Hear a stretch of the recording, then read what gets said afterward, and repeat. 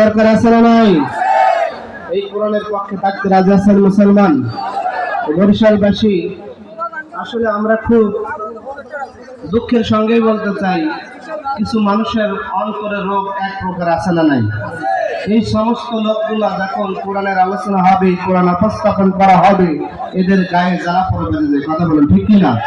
এই সমস্ত ভাইরা, তার মানে এই কোরআন শুনলে যাদের গায়ে জ্বালা পোড়া বেঁধে যায়, জ্বালা পোড়া হয়, ওরা আবু জাহেলের বংশধর ছাড়া আর কিছু হতে পারে। ইমানদার মুত্তাকিন পরেশগার যখন এই কোরআন শুনবে, তাদের ইমানগুলো বৃদ্ধি করে দেবেন কে? ধরে বলেন কে? আল্লাহ রাব্বুল আলামিন বলেন, ইন্নামাল মুমিনুনা আল্লাযীনা ইযা যুকিরাল্লাহু ওয়াজিলাত কুলুবুহুম ওয়া ইযা তুলিয়াত আলাইহিম আয়াতুহু যাদাতুহুম